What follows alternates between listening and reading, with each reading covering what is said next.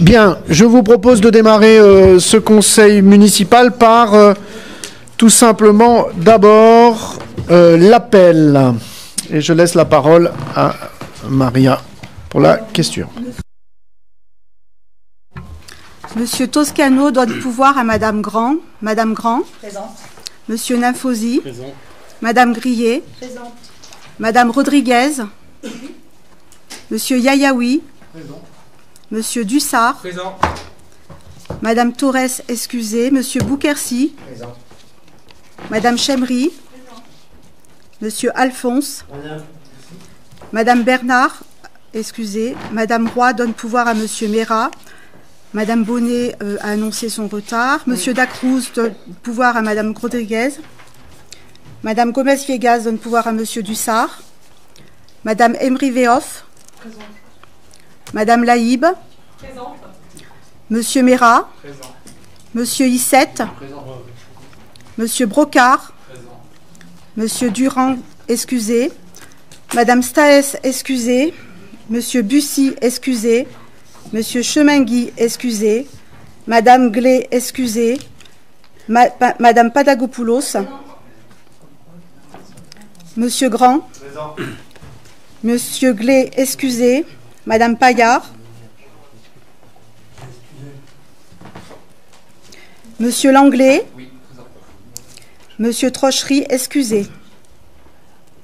Donc le quorum est atteint. Bien, le quorum est donc atteint. Nous pouvons donc valablement nous réunir et délibérer pour cet ordre du jour du Conseil municipal, avec notamment le débat d'orientation budgétaire pour l'année 2020, de façon assez classique. Quelques mots tout simplement d'explication, parce qu'il est assez peu fréquent, voire même pas du tout, que nous nous réunissions un vendredi soir.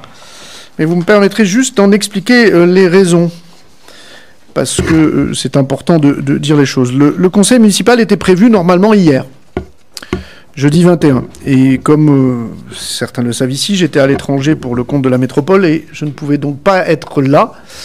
Et il a été proposé tout simplement de le décaler d'une semaine à jeudi prochain. Et c'était impossible pour David Issette dans le cadre de ses fonctions professionnelles de sapeur-pompier, puisque c'est lui qui présente le débat d'orientation budgétaire. Donc il a été tout simplement proposé de rester dans la semaine considérée, c'est-à-dire entre hier et jeudi prochain, parce que derrière le débat d'orientation budgétaire, il y a tout le travail qui suit de préparation du budget, et notamment avec les services. Et comme nous souhaitons toujours voter notre budget le dernier conseil de décembre, nous voulions tout simplement rester dans le créneau. Alors, pourquoi je dis cela ? Parce que effectivement, moi j'ai reçu un mail à 17h51 m'indiquant l'absence du groupe de Simone Torres. J'ai également été informé, en tout cas la question informée dans la journée, de l'absence du groupe de Martine Glé. Est-ce que c'est lié au délai, en tout cas à la date inhabituelle, au jour inhabituel? L'heure non, puisque c'est notre heure classique. Je voudrais juste rappeler au passage deux choses. C'est que nous avons eu, depuis le début du mandat, 41 conseils municipaux. 41. Deux ont nécessité un changement de date. Deux, dont celui-là. Donc il n'est pas dans l'habitude de l'équipe municipale de changer les dates des conseils municipaux. Et vous avez bien vu tout simplement, que, en tout cas là, il y avait des raisons objectives, tout simplement, à ce qu'ils puissent se réunir. Alors on m'a proposé de le réunir sans moi, sans le maire.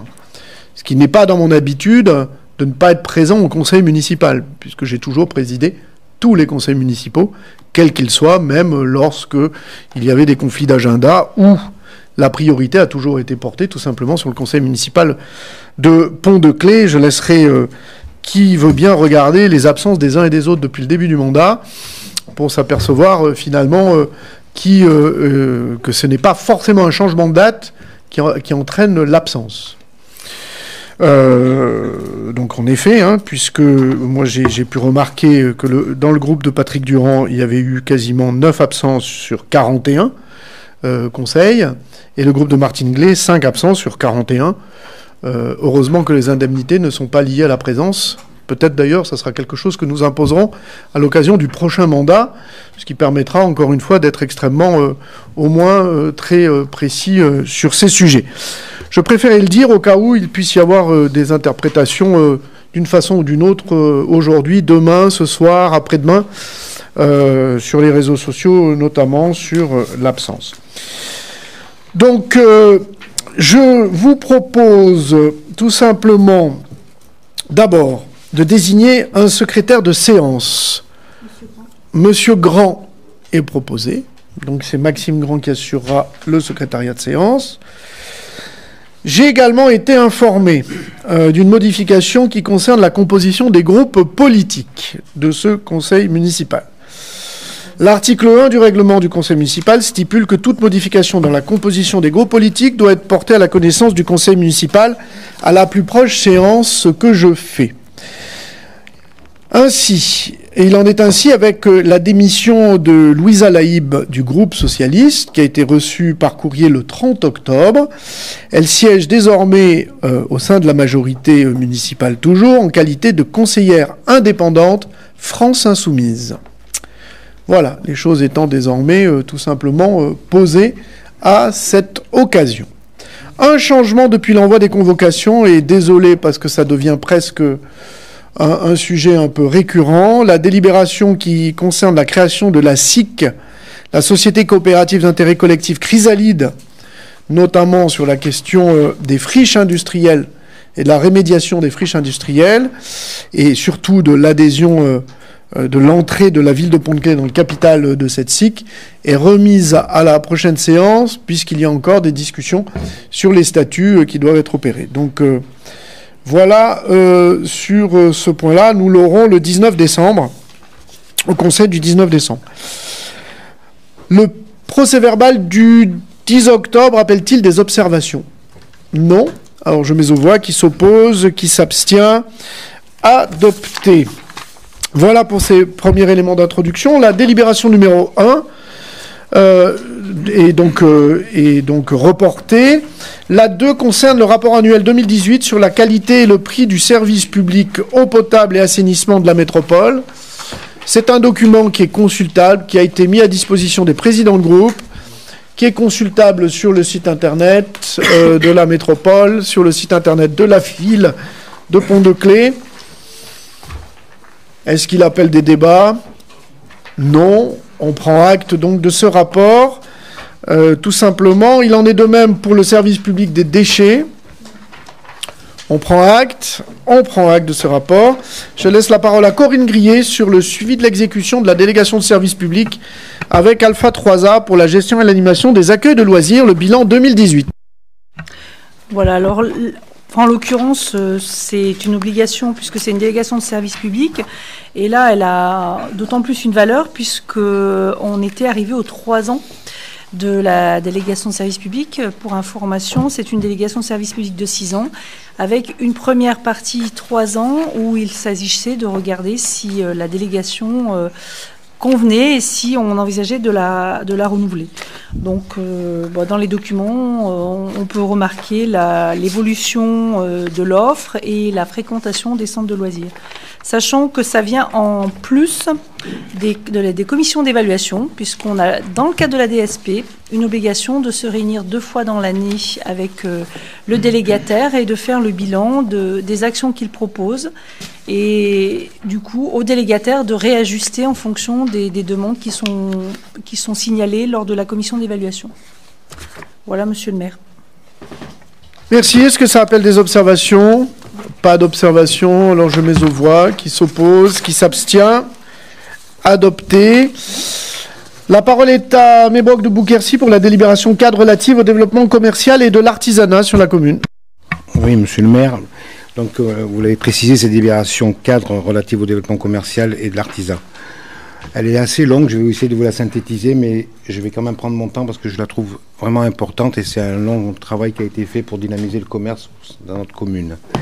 Donc le commerce est une composante importante du dynamisme de la ville de Pont-de-Claix et constitue à ce titre une préoccupation constante de ses élus. C'est ainsi que nous vous proposons au conseil municipal de souligner par une délibération cadre la volonté de la municipalité de réaffirmer et de développer sa politique de soutien au commerce de proximité afin de conforter et développer l'attractivité commerciale de l'ensemble de ces quartiers. Par une autre délibération, le 7 novembre 2014, Grenoble-Alpes Métropole pilote les stratégies de dynamisation et de revitalisation en matière de commerce et d'artisanat, en lien bien sûr avec les communes, sur l'animation locale, l'organisation des marchés et des foires. Reste à la responsabilité des communes, tout comme l'accueil au premier niveau des entreprises artisanales et commerciales. Que les communes, enfin, bénéficient de l'appui des services de la métropole en la matière.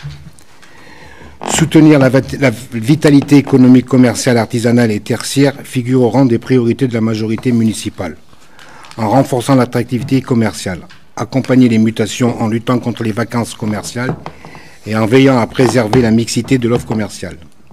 Dès lors, la ville de Pont-de-Claix a souhaité proposer au conseil municipal le vote d'une délibération complémentaire à la délibération cadre de la métropole. La ville de Pont-de-Claix connaît 6 pôles commerciaux et près de 139 locaux. Dans la délibération, ils vous sont détaillés par secteur et par activité, et ainsi que par pourcentage. Compte tenu de l'ensemble de ces constats et de fortes évolutions et de tendances en matière d'usage et de consommation, je vous propose de voter à l'ensemble délibérante une délibération cadre qui vise à donner des perspectives aux acteurs économiques et en particulier aux commerçants et artisans, de renforcer l'attractivité de la ville, lutter contre les vacances commerciales, préserver et développer la diversité commerciale, animer la ville, affirmer l'attachement de Pont-de-Claix à un développement commercial sédentaire et non sédentaire, conforme à la dynamique urbaine complémentaire et l'offre existante et équilibrée dans sa répartition géographique. Cette délibération cadre s'articule sur 3 axes. 1. Créer les conditions d'un environnement urbain adapté à la dynamique commerciale. L'axe 2, combattre la vacance et développer la diversité commerciale. Et enfin, l'axe 3, soutenir le commerce et renforcer l'attractivité commerciale artisanale. Quelques exemples pour ne pas rentrer dans les détails. Par exemple, dans l'axe 1, s'appuyer sur le plan local urbanisme. De même, s'appuyer aussi sur le règlement local de publicité intercommunale. Et continuer à pérenniser la CIA, la commission d'indemnité amiable, lors des travaux conséquents. Pour ce qui est de l'axe 2, quelques exemples aussi, mettre en place une veille sur les locaux vacants, ce qui nous paraît important, tout en s'appuyant sur l'offre commerciale de la métro, puisqu'on pourra aussi voir, il y a d'autres exemples qui sont faits sur d'autres collectivités. Favoriser la diversité de l'offre commerciale, n'accueillir que des commerces dont l'offre est complémentaire sur celle qu'on a aujourd'hui, et une attention particulière, bien sûr, au marché dominical. Un autre exemple sur les axes 3, la ville incitera à accompagner la structuration des professions et des unions commerciales. Il y en a déjà 2 en cours. Soutenir les animations initiées par les commerçants, je pense notamment aux fêtes d'été, aux fêtes de fin d'année. D'ailleurs, bientôt il y en aura une, on est en préparation pour une en fin d'année là. Et promouvoir de nouveaux commerces et de nouvelles offres. Enfin, la ville reste très attachée à une conception participative de la définition, de la mise en œuvre et l'évaluation des politiques publiques. À ce titre, elle fera appel à l'ensemble des outils de concertation. Comme vous l'avez compris, donc c'est une délibération qui nous renforce et qui nous oblige à amener une politique forte envers nos commerces. Pas plus tard que cet après-midi, j'étais à la métro avec M. Toscano, où on a reçu l'agence d'urbanisme de la région grenobloise qui va lancer une étude sur Pont-de-Claix. On aura un résultat de cette étude assez court, puisque courant janvier, il y aura un copil, et à ce moment-là, on vous fera un rendu qui nous permettra ensuite d'appliquer nos politiques envers les commerces. Voilà. Merci beaucoup. Cette délibération prévoit effectivement le travail à mener en lien avec la métropole, articulé. Y a-t-il des questions? Pas de questions. Je voudrais juste signaler que on peut avoir de très bonnes raisons de ne pas venir au conseil municipal, mais Broc en aurait une particulière, puisque c'est son anniversaire aujourd'hui, et sa petite famille lui avait prévu une fête d'anniversaire, et il a préféré être là, et on le remercie beaucoup, en tout cas, pour présenter sa délibération. Et merci à lui, et surtout bon anniversaire. Merci. Bien, je mets aux voix la délibération. Qui s'oppose? Qui s'abstient? Adopté, merci. La parole est à David 17 pour le débat d'orientation budgétaire pour l'année 2020. David 17. Bonjour à tous. Donc, comme vous le savez, chaque année, donc le débat d'orientation budgétaire doit se dérouler donc maximum 2 mois avant le vote du budget. Donc, le budget sera voté dans les 2 mois à partir de maintenant.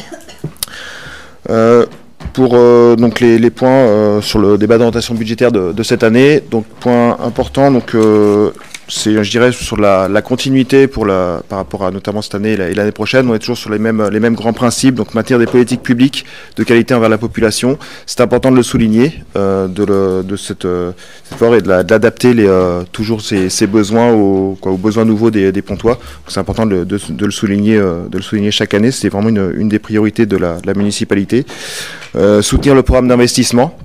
Donc, vous voyez sur la commune, régulièrement il y a des choses nouvelles qui se créent sur la commune, notamment des bâtiments publics qui sont ouverts cette année, la place du IMEC qui a été rénovée, donc toujours de la rénovation, de l'actualisation en fait au niveau des bâtiments publics et de l'espace public.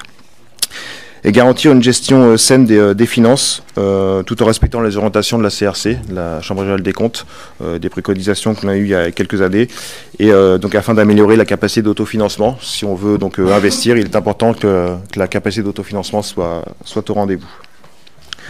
Donc pour cela, il y a eu des choses de mise en place depuis quelques années, hein, donc le plan pluriannuel de fonctionnement pour avoir une vue à moyen terme au niveau de la gestion du fonctionnement et le PPI bien sûr sur l'investissement donc depuis plusieurs années maintenant. Par rapport donc au projet de loi de finances de cette année, donc qui est en débat actuellement au Sénat. Depuis cet après-midi, en vote au Sénat. Donc on verra ce qu'il en ressort. Pour l'instant, on a quelques pistes, notamment une baisse des bases au niveau des bases fiscales. Donc ce qui va amener une légère augmentation pour nous, donc de 0,9%, léger dynamisme de 0,9%, alors que l'inflation est plutôt de 1,4, 1,5, donc un peu moins que les autres années. Donc il faudra s'en contenter, parce que c'est un levier quand même, c'est le seul levier dynamique qu'a les communes. Donc si l'État commence à rogner dessus, c'est encore une difficulté supplémentaire pour les finances publiques. Et toujours, donc on restera pénalisé. Donc si on reste, donc peut-être la dernière fois, après on en parlera peut-être plus, mais quand même c'est important de le souligner par rapport à la contribution au redressement des finances publiques, qui quand même a contribué plus que largement sur les finances de la ville, quoi. Sur ce mandat-là, puisque la DGF a été, vous savez, a été diminuée jusqu'à 0, et maintenant on a une DGF négative, donc on paye à l'État 243 000 euros, donc sur les deniers de la ville, ce qui fait un cumul, et c'est important de le souligner, de 6 700 000 euros pendant la durée du mandat. Donc c'est quand même très important de le souligner, parce qu'en fait il y a eu quand même des efforts de fait sur la ville, au niveau de la gestion, on a eu une bonne gestion au niveau fonctionnement. On a beaucoup investi au niveau de la ville, mais ça aurait pu être beaucoup plus sain et beaucoup mieux pour la ville, parce que l'État a quand même ponctionné 6 700 000 euros depuis 6 ans maintenant. Donc sur le dispositif aussi que met en place l'État sur la suppression de la taxe d'habitation, il n'y aura pas beaucoup d'effets sur la ville, puisqu'on a supprimé la taxe d'habitation, la part communale de la taxe d'habitation en 2015, donc puisqu'on l'a mise à 0,01%. Donc pas forcément d'impact financier là-dessus. On garde sur un objectif financier d'épargne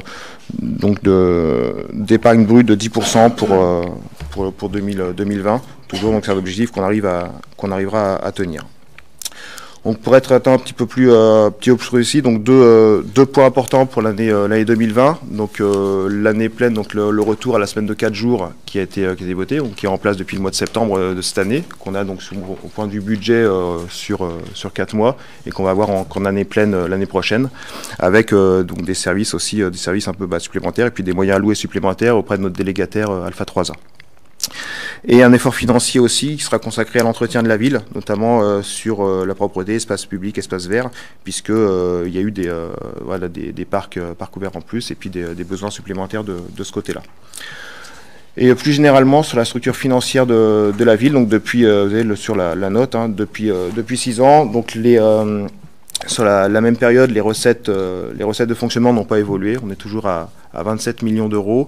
Et par contre, l'inflation, elle, a augmenté donc de 4%, plus 4% en 6 ans. Donc c'est quand même pas négligeable. Donc il y a eu quand même, pour avoir des finances saines, il a fallu faire du jonglage. Et je remercie en tout cas les services et puis les élus de ce côté-là, parce que la gestion qui a été faite depuis quelques années était vraiment excellente pour ça. Un point de vue donc au niveau des hypothèses pour 2020, donc comme on le disait tout à l'heure, donc avec l'augmentation des bases de 0,9%, donc une recette supplémentaire de 86 000 euros environ. Et par contre, donc même si on a des bases comme relativement une augmentation relativement faible, on maintiendra les taux d'imposition actuels. Donc on proposera de les maintenir lors du vote du budget. Avec, on pourra aussi souligner toujours l'exonération qui est faite au niveau des bailleurs sociaux de 130 000 euros. Mais par contre, en contrepartie, ils font un partenariat avec la ville et font des travail auprès aussi pour améliorer le quotidien des locataires. La fiscalité économique reversée est stable, donc pour 2019 et 2020, parce que les travaux de la CLEC, hein, de la Commission locale des charges transférées, a fini ses travaux au mois de juin. Donc il y a eu un certain nombre de choses qui ont été transférées depuis ces dernières années, donc il n'y aura pas de nouveaux transferts pour l'année 2020. Les produits et les services seront toujours conditionnés à la modicité des tarifs, donc avec le quotient familial. Donc là, logiquement, il n'y aura rien de changé. Donc la prévision des recettes sur le chapitre aura une tendance un petit peu à la baisse de 1,7% par rapport aux produits et des services, notamment lié à la diminution des capacités des ménages. Donc on fait attention au fur et à mesure, on est vigilant là-dessus. Donc en conclusion, sur les recettes pour 2020, on peut s'attendre à une très faible évolution. Et par contre, voilà, on poursuivra les efforts de maîtrise des dépenses pour maintenir une épargne suffisante et garantir une bonne santé financière au niveau de la commune. Vous avez ensuite donc la répartition. Donc là, on a voulu faire un zoom notamment sur les politiques d'intervention de la ville. Notamment, là, c'est par rapport à la source, hein, c'est le constat administratif 2018, parce qu'on n'a pas encore celui de 2019 forcément. Donc sur les politiques d'intervention, un pachisme, donc notamment au niveau de la petite enfance, donc on met 2 200 000 euros après sur la petite enfance, 2 300 000 euros sur l'action sociale. Donc c'est des postes très importants. Donc ça c'était un zoom qu'on voulait faire par les politiques d'intervention pour vous montrer quand même que la ville est quand même assez préoccupée de tout ça et donc met quand même pas mal réparti assez largement l'argent là-dessus. L'orientation pour le budget 2020. Au niveau des dépenses de fonctionnement. Donc, je l'ai dit tout à l'heure, donc un effort particulier sera amené pour les moyens de l'entretien des espaces extérieurs et de l'éclairage public de la ville. Toujours, les politiques sociales resteront une priorité municipale, puisque on augmentera la subvention allouée au CCAS, parce qu'il y aura quelques personnes embauchées en plus. Donc, vous savez que au niveau du CCAS, c'est la subvention de la ville qui est à peu près l'équivalent de la charge salariale. Donc, c'est important de le souligner. Et on proposera de maintenir le niveau actuel de l'enveloppe dédiée au financement des associations locales. Donc c'est quelque chose qu'on renouvellera pour 2020. Au niveau des dépenses de personnel, donc le personnel est un gros poste de dépense au niveau du budget, mais voilà, on maintiendra il n'y aura pas d'évolution sur 2020, donc après effectif constant. Vous avez une annexe vous avez une annexe pour étayer tout ça, parce que maintenant, depuis 3 ans maintenant, c'est obligatoire de joindre au DOB l'annexe au niveau RH. Donc je laisserai après Dolores Rodriguez dire 2 mots sur ce point-là. Ce qu'on peut dire, c'est qu'on a un glissement vieillesse technicité à peu près de 1,6% pour 2020 à effectif constant. Donc voilà, pour l'instant, on travaille. Et comme on l'avait dit au BP 2019, il n'y avait pas de non-remplacement. Et ça avait été une des questions et une des raisons pour lesquelles l'opposition avait voté contre le budget 2019. Donc on peut dire là, on a été à effectif constant, puisqu'on a 4 d'écart. Oui, c'était abstenu, pardon. On a 4 personnes d'écart entre octobre 2018 et juin 2019. Et ces 4 personnes, c'est des départs en retraite non prévus qui sont prêts à être remplacés. Donc il n'y a aucun souci, c'est effectif constant pour 2019. Donc de ce côté-là, il y a possible, puis on renouvellera la même chose pour 2020. Donc ce qu'on peut dire, mais voilà, je serai après Dolores Rodriguez reprendre un peu, ce qu'on peut dire, les gros points au niveau de la RH, donc renforcement du service public, la résorption de l'emploi précaire, un recours accru de l'apprentissage et toujours la poursuite de démarches d'amélioration de la qualité de vie au travail, mais Dolores en dira peut-être un peu plus tout à l'heure. Au niveau de l'investissement, vous avez remarqué depuis quelques années un fort investissement au niveau de la ville. Donc il y a eu des choses qui ont été finies cette année, d'autres qui se finiront l'année prochaine et d'autres plus tard.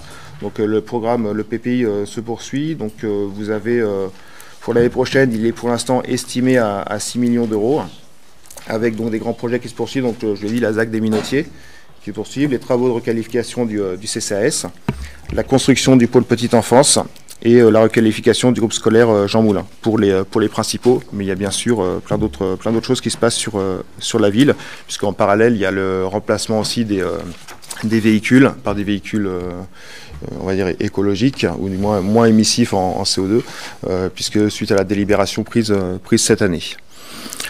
Poursuite des aides d'amélioration de l'habitat, façade du centre-ville, opération Murmure, requalification des cimetières et prospective sur le site du collège des Îles-de-Mars. On va faire un petit zoom aussi sur le financement des investissements, donc ils seront à 58% par des ressources propres, à 12% par des financements extérieurs et à 30% par l'emprunt.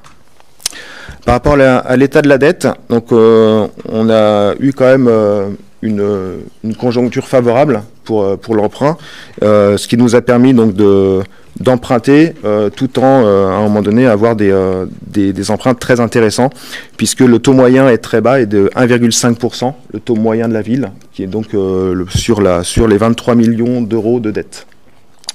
Donc ce qui est quand même très très intéressant. Et on a par là même baissé la charge financière de 41% par rapport à la renégociation de prêts et des taux très bas. Pour exemple, le dernier emprunt, c'est un petit emprunt, mais le dernier emprunt qu'on a demandé pour le remplacement du bus, on l'a eu à 0,14%. Donc c'est des emprunts très très bas par rapport à ce moment. Ce qui nous a permis en fait d'avoir un ratio de désendettement qui est passé de 11 ans à 7 ans. Donc de 11 ans en 2013 à 7 ans en 2019. Donc c'est quand même très très intéressant. Voilà pour le débat d'autorisation budgétaire. Si vous avez des questions, n'hésitez pas. Merci. Est-ce qu'il y a des observations, des questions? Oui, Dolores Rodriguez. Oui, je voudrais un petit peu compléter la présentation de David Issette, en particulier sur les ressources humaines. Comme vous le savez, alors même si ça déplaît à certains, les dépenses de personnel, ça s'appelle ni plus ni moins que la masse salariale. Je tenais quand même à remercier, comme David l'a fait, les services et en particulier le travail de dentelle que fait le COPIL suivi de masse salariale pour qu'on arrive à gérer au mieux nos dépenses de fonctionnement. Je rappelle que pour la ville, les dépenses de fonctionnement s'élèvent à 64% du budget. que pour le CCAS, c'est 70% et 75% du budget pour l'EHPAD. Je vous rappelle qu'on remplace 1 pour 1. Voilà. Tout ça, c'est quand même des choix qui est politique de la ville de gérer en interne la petite enfance, l'EHPAD, le périscolaire, les espaces verts, l'action sociale, le portage de repas, le spectacle vivant.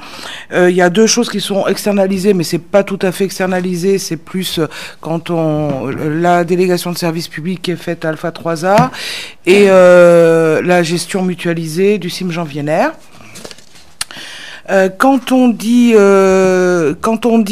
qu'il faut gérer de manière anticipée et prévisionnelle pour avoir un service public de qualité, ça veut dire qu'aujourd'hui, on a normalement prévu 25 agents qui doivent partir à la retraite d'ici 2021.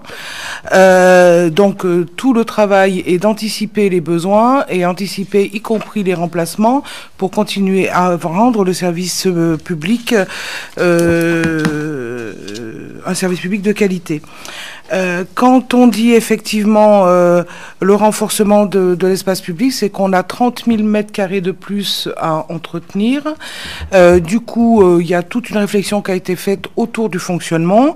Il y a eu une titularisation d'un agent contractuel qui a été opéré. Et il y a alors vous avez dû le voir dans la presse ou sur les réseaux sociaux quand même, un effort considérable et une volonté politique de former les jeunes apprentis. On a recruté 10 jeunes apprentis, dont 7 travailleurs handicapés. C'est une manière d'intégrer, de former et de connaître la ville et les services pour demain, si besoin, les intégrer dans les effectifs. La poursuite de la résorption de la précarité, c'est un travail quand même qui a été mené de longue haleine. Aujourd'hui, on a 2 gros investissements et financièrement, ça va se ressentir certainement, oui, obligatoirement sur le budget, pardon. On a la création de 10 postes à mi-temps, à 50% pour les agents d'entretien. 9 à 50% et 1 à 80%. On a aussi, en termes de périscolaire, sorti certaines personnes de la gestion horaire du temps de travail, c'est-à-dire qu'on annualise. Ça ouvre des droits, y compris demain, s'ils sont plus dans la collectivité, et ça leur donne aussi accès à la protection sociale. Ce que disait David tout à l'heure et qui n'est pas inscrit là, mais forcément n'est pas dans le budget, c'est aussi la volonté de la municipalité de participer à la santé, à la mutuelle santé pour les agents. Ça aura un coût qui sera valorisé. On est dans le cadre du dialogue social en train de travailler ces questions-là. Et l'amélioration de la qualité de vie au travail, et ben ma foi, on la travaille à travers les instances et les groupes de travail. C'est pas rien aujourd'hui en termes de fonctionnement. C'est un peu frustrant. Alors vous allez le voir après dans les délibérations que je vais présenter. Voilà. Du coup, on n'a jamais supprimé tous les départs à retraite. On a toujours veillé à que le service public soit rendu. Quand c'était possible, on le faisait. Quand c'était pas possible, on le faisait pas. Mais ça n'a pas été un principe acté de ne pas remplacer. La preuve, l'année dernière, on les a remplacés. L'année prochaine, on les remplacera. Et c'est pas une fin en soi de supprimer des postes, surtout quand on a un niveau de service public aussi haut dans la commune. Voilà. Merci. Des compléments sur ce sujet? Une déclaration, soit de grand? Oui, donc une déclaration donc, au nom de notre groupe socialiste et apparenté. Donc 6,7 millions d'euros, c'est la contribution de la commune de Pont-de-Claix au redressement des finances publiques, comme l'a signalé David Issette, voulu par l'État depuis 2014. Donc je débute mon intervention par ce constat, car cette disposition obère de façon régulière nos ressources, nous obligeant à poursuivre nos efforts de maîtrise des dépenses, tout cela en gardant un service public diversifié et de qualité, sans augmentation de la fiscalité comme c'est le cas dans notre commune depuis maintenant plusieurs années. Pour le budget de fonctionnement, Les politiques sociales avec un renforcement du budget du CCAS restent une priorité pour la municipalité. Le maintien de l'enveloppe dédiée aux associations locales est aussi une volonté et un engagement des élus de notre majorité. Le budget 2020 sera travaillé avec une stabilité des effectifs municipaux permanents et nous pouvons aussi remarquer la continuité de l'effort fait en matière de résorption de la précarité pour le personnel contractuel. Enfin, un effort financier sera consacré à l'entretien de la ville, prenant en compte les nouveaux espaces publics créés. En investissement, les grands projets se poursuivent dans la continuité du programme pluriannuel d'investissement, travaux de requalification du CCAS, du groupe scolaire Jean Moulin, construction du nouveau pôle petite enfance, poursuite des aides à l'amélioration de l'habitat, requalification des cimetières et prospective sur le devenir du site de l'ancien collège des Îles-de-Mars. Je rajouterai que notre groupe aurait bien aimé que les deux groupes présidés par Simone Torres et Martine Glé, représentant à eux deux 8 élus, auraient pu en mobiliser au moins un par groupe pour avoir un vrai débat. La politique de la chaise vide à 4 mois des élections municipales ne trompe personne. Je vous remercie. Merci. Y a-t-il d'autres interventions? Non. Quelques mots pour nous sommes dans le débat d'orientation budgétaire, finalement poser les grands axes de travail en fait qu'on a. Nous sommes en fin de mandat, fin des programmes d'investissement. Bon, qu'est-ce qu'on remarque? Et ça a été pour faire la synthèse de tout cela, c'est que finalement jamais dans l'histoire de cette commune notre structure de nos recettes n'a été autant bouleversée que depuis 10 ans. Nous avons en fait finalement géré une collectivité avec chaque année une perte de moyens qui n'est pas finalement anecdotique, puisque ça représente près de 7 millions d'euros en cumulé. Ce qui est donc colossal sur un budget au total de 27 millions, si on fait la comparaison. On sait la sensibilité et parfois même la dureté d'un budget. À partir du moment où vous avez 64% des dépenses qui sont des agents titulaires, nous savons très bien que c'est une masse qui est finalement qui est là et qu'on ne peut pas faire évoluer simplement. Donc ça veut dire que depuis 10 ans, depuis que finalement les premiers gouvernements ont lancé les baisses de dotation, je rappelle que c'était le gouvernement Sarkozy, puis ensuite le gouvernement Hollande, puis ensuite la contractualisation avec le président Macron. En fait, on a finalement toujours eu comme stratégie de faire en sorte que à la fois les services publics soient maintenus, voire même développés dans certains cas, tout en étant dans une dynamique finalement d'économie là où elles étaient possibles et nécessaires. Nous n'étions pas dans une stratégie du rabot qui consiste à baisser de façon arbitraire les masses et les budgets, mais en tout cas d'être toujours dans cette finesse de construction sur des masses qui sont énormes. 7 millions d'euros, c'est évidemment plus de 6 millions, c'est évidemment monstrueux. Les éléments d'évolution des bases, 0,9%. Je vous rappelle qu'il était, il y a quelques semaines de ça, on nous évoquait quasiment la suppression même. Donc on échappe à un nouveau rabot national, d'une certaine façon. Alors 0,9, ça représente 87 000 euros, ce qui est absolument rien dans les recettes, surtout qu'on ne connaît pas exactement quelle sera finalement la structure de nos recettes fiscales définitives. Donc soyons bien prudents quand on nous parle de plus 0,9. Ça, c'est ce que annonce le gouvernement. La réalité du produit financier final, moi j'invite tout le monde à la prudence parce qu'on ne sait pas évidemment de quoi demain sera fait. On n'a pas endetté la ville, puisque nous avons maîtrisé effectivement l'endettement, voire même baissé. Donc c'est effectivement, lorsque cela a été nécessaire, nous l'avons fait. Bref, pour dire les choses très simplement, c'est que on voit bien que avec de telles évolutions et de telles coupes, on peut être dans une approche qui est effectivement austéritaire, qui vise à couper, voilà. Alors aujourd'hui, nos concitoyens ne le ressentent pas, mais nous avons fait exprès justement qu'ils ne le ressentent pas. Encore une fois, le fait de ne diminuer d'aucune façon toute la stratégie en matière scolaire, toute la stratégie en matière associative, toute la stratégie en matière sportive, toute la stratégie en matière de personnes âgées, toute en matière de solidarité, Oui, mais c'était pour nous un principe, et c'était, je dirais, un élément de l'équation préalable, parce que nous ne voulions pas baisser le service public à Pont-de-Claix. Et je pense qu'à l'issue de ce mandat, nous pouvons dire que nous ne l'avons pas baissé. Nous avons augmenté le nombre de places en crèche, nous avons, parce que c'était nécessaire, nous avons recruté lorsque c'était nécessaire, encore une fois. Voilà. Alors, nous sommes à une échelle qui est celle-ci. D'autres communes ont connu des situations financières plus complexes que cela. Et moi, je ne juge pas la façon dont les maires ont pu prendre les décisions. Je pense que nous avons sans doute un peu plus anticipé, dès 2010, finalement, l'évolution de nos recettes.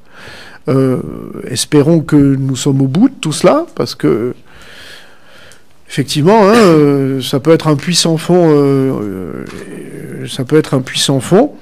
Alors nous attendrons effectivement l'évolution des recettes lorsque des nouvelles constructions arriveront. Et là, ça sera des produits et des bases fiscales qui rentreront à nouveau. Pareil, les papeteries qui seront aménagées, qui amèneront des recettes fiscales industrielles, économiques. Donc voilà. Donc les éléments, ils sont posés. On connaît les projets. Nous savons quelle est l'équation financière. Toujours, jamais simple. Moi, je voulais saluer le travail de David 17, puisque c'est le dernier débat d'orientation budgétaire du mandat, pour le travail qui est fait, pour l'animation du collectif d'élus, puisque là aussi, parce qu'on ne le dit pas trop, c'est un peu notre cuisine, mais c'est pas une cuisine, c'est une vraie animation politique des choix. Tous les élus, quels qu'ils soient d'ailleurs, que ce soit les élus qui sont aujourd'hui présents autour de cette table, ou même Simone Torres, sur les choix en matière de CCAS, ils sont partagés, discutés avec elle et travailler ensemble, là aussi pour trouver un consensus. D'ailleurs, nous augmentons la subvention au CCAS telle que nous l'imaginons. Ça montre bien qu'encore une fois, nos choix sont parfois les mêmes en matière politique. Donc, encore une fois, merci à David pour cette animation. Merci au service aussi, parce que c'est jamais facile, dans une période de baisse, de ne pas démotiver les équipes, de ne pas finalement... tout ça est compliqué. Je salue le travail du directeur général des services, des équipes de direction et de l'ensemble des agents. Là aussi, de façon à ce que ça soit finalement indolore pour nos concitoyens. Et c'est notre rôle de faire en sorte que, finalement, le matelas de protection soit toujours là, que les services soient toujours là, sans pour autant que nous dégradions la santé financière de la commune. Et nous avons mené cela. Alors, certains pourront toujours nous dire qu'on peut faire différemment. Ils nous l'expliqueront, d'ailleurs. Comment ? Sans doute. Mais néanmoins, voilà l'état des lieux, finalement, de cette approche budgétaire. Je pense qu'en matière de loi de finances, on arrive à peu près au bout. Je pense que les choses sont posées sur la table de la part de l'État. Donc finalement, nous n'aurons pas de grandes surprises par rapport à ce qui est posé dans ce débat d'orientation budgétaire. Nous n'allons pas trouver un lapin qui va sortir du chapeau à l'horizon de la fin de l'année, espérons-le. Ce qui nous fait que nous pouvons désormais fabriquer la maquette budgétaire sur ces bases-là. Et elle a été commencée déjà, bien sûr. Et nous pourrons la présenter fin décembre, le jeudi qui précède Noël, tout simplement, le 19, pour pouvoir voter ce budget. Un grand merci, en tout cas. Y a-t-il d'autres interventions ? Non ? Eh bien, écoutez, donc, devons-nous voter sur ce débat ? C'est juste on prend acte. Donc, on prend acte du débat d'orientation budgétaire. Toujours David 17 sur la décision modificative numéro 2 du budget. Principale ville, David. Donc, décision modificative numéro 2, donc par rapport au crédit nouveau, donc des recettes nouvelles, donc suite à l'indemnité d'assurance par rapport à l'incendie du bâtiment de la police municipale, donc pour 330 000 euros, une reprise sur provision et après des écritures d'ordre de 68 000 euros.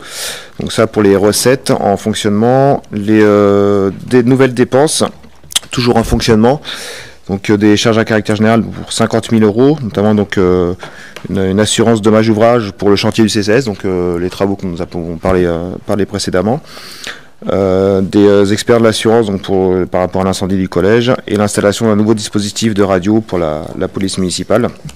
Donc, et des charges exceptionnelles pour 26 500 euros.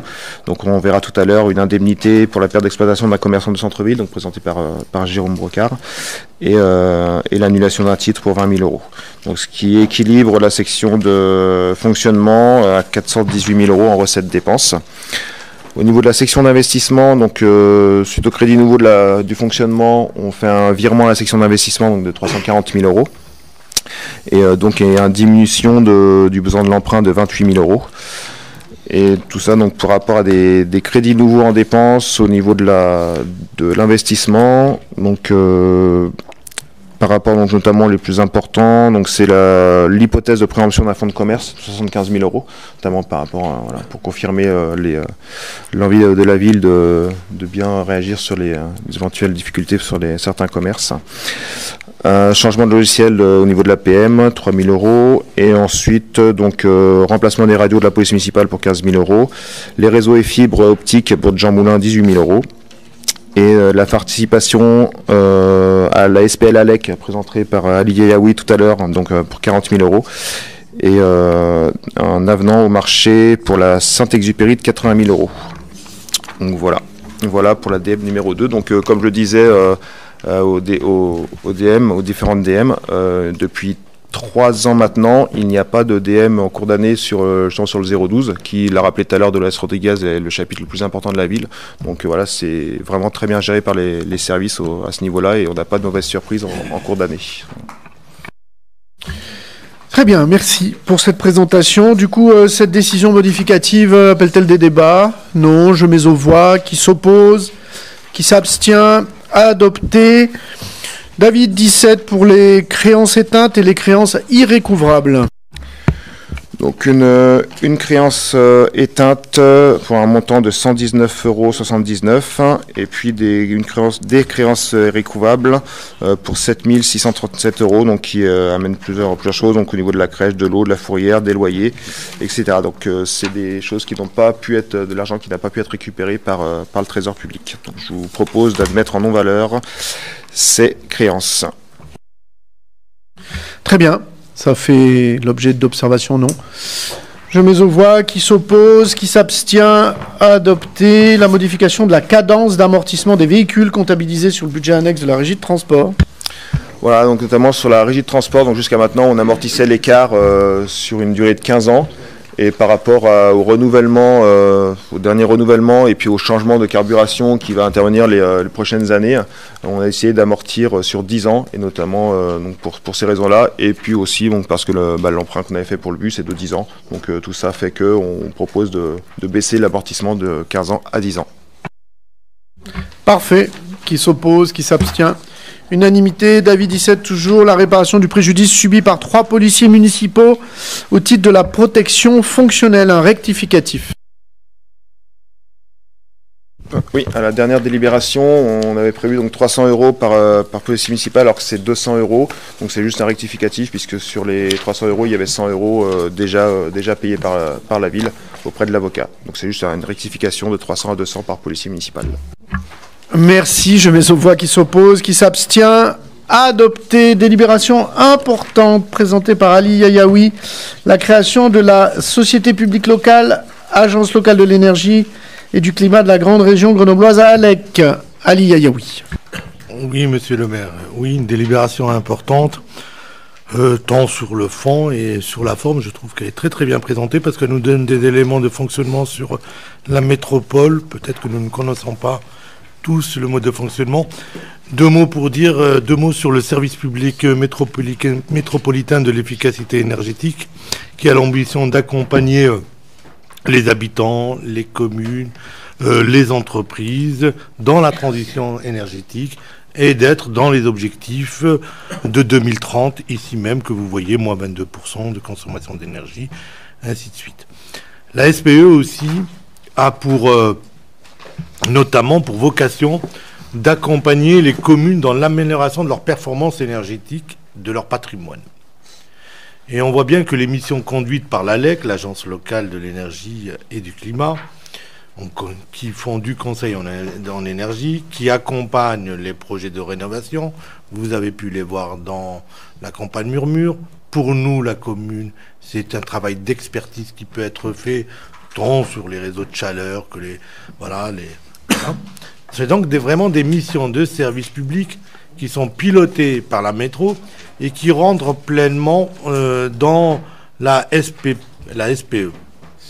C'est pour cette raison que l'ALEC ne peut plus être gérée maintenant sous forme associative telle qu'elle est gérée, et il est donc préférable de modifier son statut et qu'elle puisse devenir une SPL dédiée à la mise en œuvre des politiques de l'efficacité énergétique et du climat. La SPL, elle pourra aussi, en dehors de la SPE, développer des missions complémentaires qui reprendront les besoins propres aux communes actionnaires. Vous l'avez bien compris, maintenant la SPL va être gérée différemment. Ce sera une société anonyme constituée essentiellement évidemment de collectivités territoriales. On y intégrera aussi, il y a la possibilité d'intégrer des EPCI et des syndicats en énergie. Elle sera administrée par un CA composé d'élus. Le nombre d'administrateurs est de 15. Alors, on doit donner quelques explications là-dessus. Il y a un groupement d'actionnaires qui sera constitué par les petits actionnaires, et ceux qui seront actionnaires, peut-être en donnant une somme beaucoup plus importante, auront un siège, pleinement un siège, dans ce conseil d'administration. Il nous est donc demandé ici deux éléments. Il nous est demandé d'approuver la création de la SPL ALEC et de décider de verser la somme de 40 000 euros qui nous donnera pleinement un siège au niveau de la SPL. Voilà. Alors j'ai essayé de résumer, vous l'avez lu, je l'espère tous et toutes. Donc voilà pour le résumé. Et je vous laisse, si vous souhaitez parler. Merci. Et y a-t-il des observations sur cette délibération importante? Constitution d'une société publique locale, c'est assez unique en France. La métropole est le principal actionnaire. D'autres pourront y venir, d'autres intercommunalités. On pourra aller à la fois le Gazivaudan, le Voironnais, lorsqu'ils le souhaiteront. Les territoires plus ruraux, l'Oisan, la Matésine, le Trièves, et le Vercors, et d'autres encore, tout simplement en entrant, en prenant des parts. Vous avez vu qu'il y a, Ali Yeyaoui l'a dit, mais dans la Constitution, nous avons aujourd'hui 37 communes qui rentrent en petit actionnaire, avec 500 euros, et 4 communes qui ont fait le choix d'entrer à hauteur de 40 000, tout simplement pour être au conseil d'administration de l'ALEC. C'est un message politique qui est net, qui est fort. C'est la ville de Grenoble, la ville de Pont-de-Claix, la ville de Saint-Égrève et la ville de Saint-Martin-d'Air qui font tout simplement le choix d'être des acteurs de la gouvernance de la transition énergétique demain, avec l'ensemble des autres acteurs, mais de considérer que Pont-de-Claix a une place et doit avoir cette place demain dans la transition énergétique et écologique à l'échelle métropolitaine. Les autres seront représentés à l'occasion de l'Assemblée spéciale des petits actionnaires, mais ça fait quasiment 41 communes sur les 49 aujourd'hui. Donc nous sommes quasiment totalement...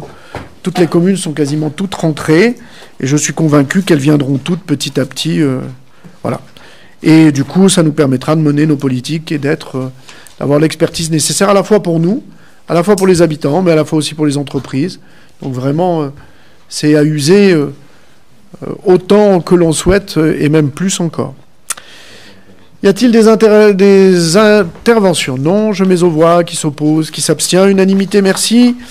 Jérôme Brocard nous présente la validation des propositions de la commission d'indemnisation à l'amiable, sa 6e réunion. Bonsoir à tous. Écoutez, vous le savez qu'on a mis en place une commission d'indemnisation amiable chargée d'évaluer les préjudices économiques subis par les commerçants, située sur la place du 8 mai 1945 et sur la place Salvador Allende. Donc je vous rappelle, le principal objectif de cette commission, c'était d'accompagner économiquement les commerçants durant la phase des travaux. La commission d'indemnisation amiable s'est réunie le 9 octobre et a examiné le dossier du magasin d'optique Charlois. Et donc, après avoir entendu l'exposé du commerçant et au regard des éléments apportés, la commission a estimé le préjudice subi à 7 545 €. En application de l'article 3 du règlement de la commission d'indemnisation qui prévoit de laisser à la charge du commerçant 15% du préjudice subi, je vous propose de fixer le montant de l'indemnisation à 6 413,25 €. Merci. Je mets aux voix, qui s'oppose, qui s'abstient. Adopté. Merci. Mebroc Bouquercy. L'autorisation donnée au maire pour signer la convention de portage EPFL 10 places du 8 mai 45 pour une durée de 10 ans. Mebroc Bouquercy. Oui, le PFL a acquis le 5 juillet 2019, après exercice du droit de préemption urbain, un tellement immobilier situé 10 place du 8 mai 45. Cette acquisition porte sur un appartement d'environ 59 mètres carrés pour un montant de 142 000 €. Je vous rappelle que ce tellement s'inscrit dans l'opération visant la création d'un logement locatif. Ce bien s'intègre aussi dans le cadre de l'opération de requalification et des voies et places du cœur de ville historique, avec notamment une semi-pétalisation place du 8 mai 45. Le PFL assure le portage d'une durée de 10 ans du 5 juillet 2019 au 5 juillet 2029, sans prolongation possible. Voilà, et vous devez autoriser le maire de signer cette convention fixant les modalités de portage pour ce bien. Merci. Qui s'oppose, qui s'abstient.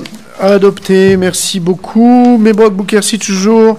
Une convention avec le SMTC pour l'entretien des abris voyageurs.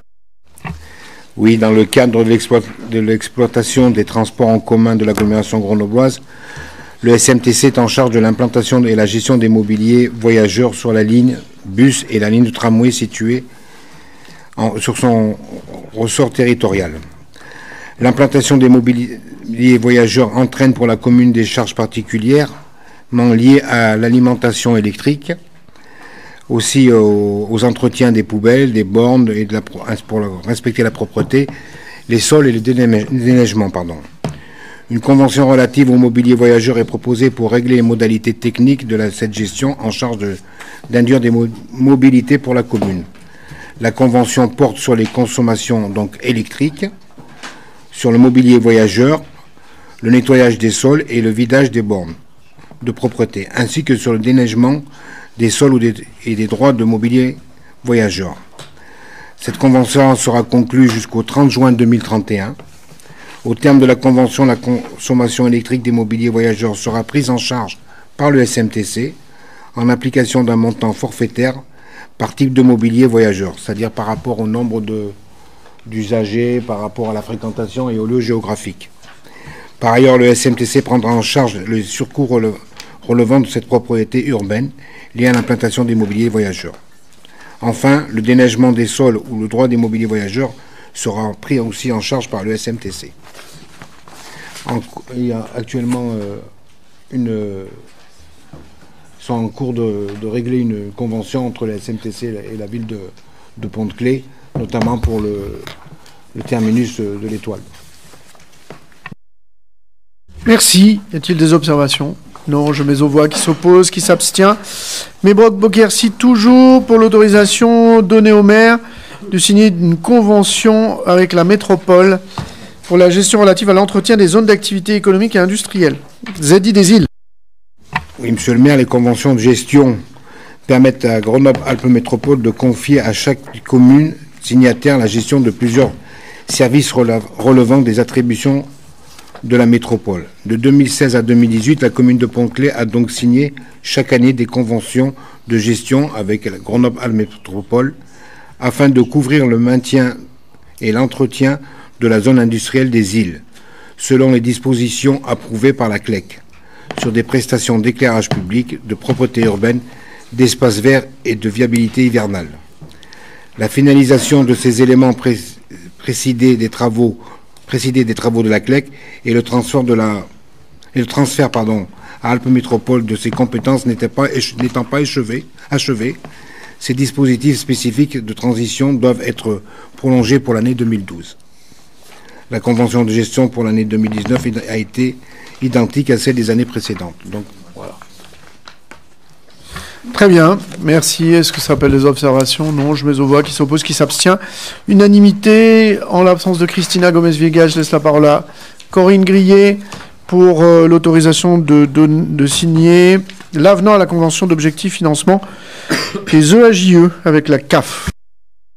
Voilà, donc pour information, et c'est dit dans la délibération, c'est une convention qui se termine le 31 décembre, mais comme il y a eu des modifications en fonction de la convention d'objectifs et de gestion de la CNAF, nous sommes dans l'obligation de faire un avenant, même s'il reste un mois avant la fin de cette convention.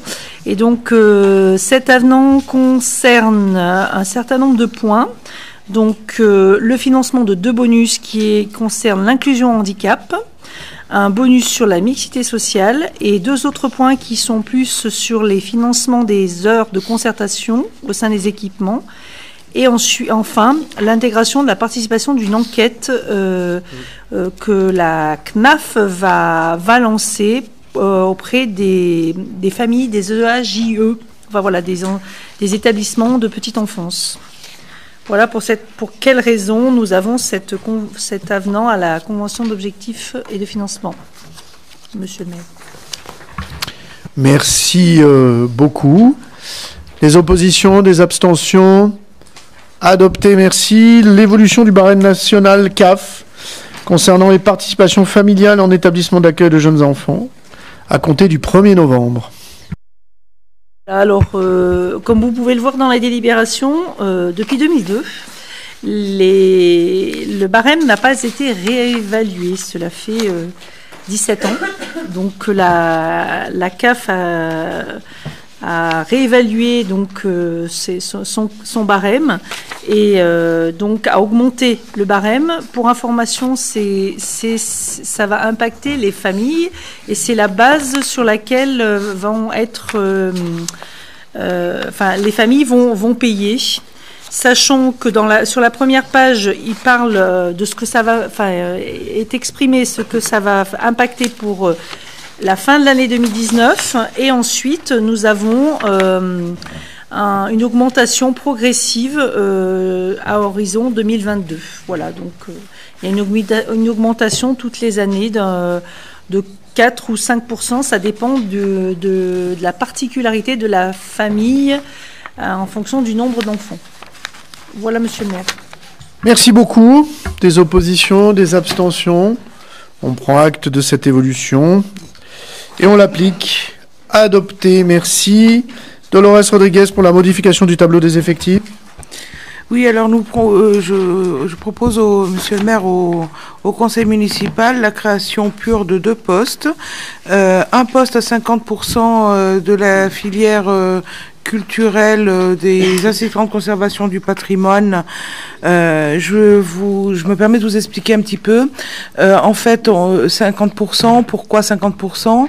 Parce qu'on a beaucoup de mal à recruter dans ce cadre d'emploi et que c'est un poste qui s'occuperait à mi-temps des archives, en sachant que c'est un poste à 100% que Fontaine aussi, qu'on mutualise avec la ville de Fontaine, un jury commun, 50% à Pont-de-Claix, 50% à Fontaine, sachant que c'est une compétence et une prérogative du maire obligatoire de tenir les archives. Voilà. Du coup, vu la difficulté qu'avaient Fontaine et Pont-de-Claix à trouver la compétence nécessaire pour, on s'est dit, on va recruter à 50% chacun. Le deuxième poste, c'est un poste de la filière technique catégorie B pour la culture, qui va en particulier s'occuper de l'événementiel et de l'événement de la communication. Voilà. Parfait, merci. C'est clair, ce que ça s'appelle des observations. C'est une très bonne nouvelle. Bien sûr. Je mets aux voix qui s'oppose, qui s'abstient pour la création de ces 2 postes. Merci. Adopté le tableau des avancements de grade 2019 et des promotions internes 2020. Et ben voilà, vous avez tout dit, monsieur le maire. Je vous propose d'acter la nomination et la proposition d'avancement d'échelon, de grade et de la promotion des agents proposés par les services. Parfait. Y a-t-il des oppositions? Des abstentions?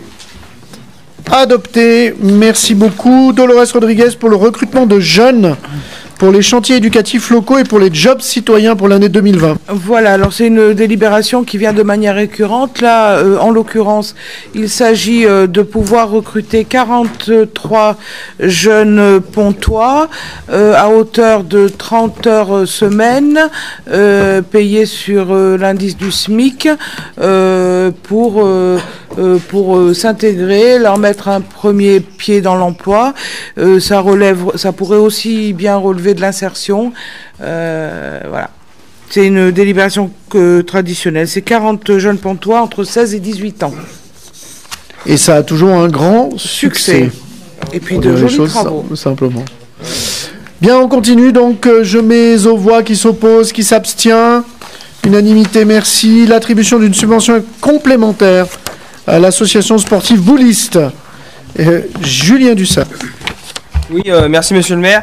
Donc, comme est précisé dans l'intitulé, l'ASB, l'association sportive Bouliste, organise la 20e édition de la Coupe de Noël du 26 au 29 décembre. Donc, pour mener à bien cette compétition et pour marquer la 20e édition, l'association nous sollicite pour une subvention à hauteur de 2 000 €. Et nous recevons aussi une sélection française féminine à cette occasion. Donc, cela rentre dans le cadre du sport féminin. Le sujet que nous avons travaillé cette année avec l'ensemble des clubs. Parfait, merci. Qui s'oppose, qui s'abstient. Adopté. Julien Dussart, là aussi pour une autre subvention complémentaire au Karaté Club Pontois. Oui, pour la première fois depuis l'histoire du Karaté Club Pontois, les karatékas, ils ont participé à une coupe internationale sur Paris du 19 au 20 octobre, et une compétitrice est arrivée 5e à cette compétition, cette coupe internationale. Donc ils ont sollicité la ville pour une demande de subvention à hauteur de 800 €.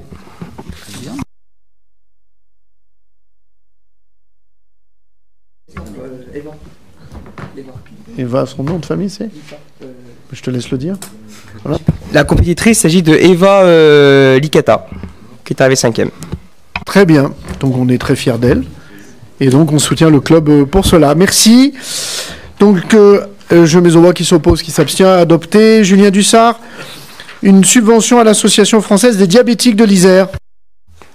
Oui, c'est une subvention qui a dû être présentée en février, mais dû à un retard de dossier qui était incomplet. Et cette fois-ci, nous avons eu les documents nécessaires. Nous pouvons délibérer pour l'Association française des diabétiques de l'Isère pour une subvention de fonctionnement pour l'année 2019 à hauteur de 800 €. Parfait. Qui s'oppose, qui s'abstient. Adopté. Une attribution d'une subvention à l'Union des commerçants du centre de Pont-de-Clé pour les fêtes de fin d'année. Oui, après la phase de rénovation du centre-ville, la place du mai 45, nous rentrons dans la phase événementielle. Je tiens tout d'abord aussi à saluer le travail qui a été mené par Jérôme Brocard et puis Mebroc Boukersi en lien avec les tissus économiques locaux. Donc l'Union commerciale de Pont-de-Clé, donc l'association des commerçants de la place du mai 45, nous ont sollicité pour une subvention à hauteur de 2 500 € pour l'organisation de la fête de fin d'année qui aura lieu le 21 décembre, une date importante pour l'histoire de Pont-de-Clé car ce sera aussi l'inauguration du tram de la ligne A. Donc le 21 décembre, la ville fêtera bien sûr l'arrivée du tram, puis également les fêtes de fin d'année à la place du 8 mai 45 pour toute la journée. Merci à vous. Merci beaucoup. Et la métropole soutiendra également, évidemment, fortement je dirais cette fête de Noël. Je mets aux voix qui s'oppose, qui s'abstient. Unanimité, merci. Les décisions du maire, est-ce qu'elles appellent des observations? Non. Il n'y a pas de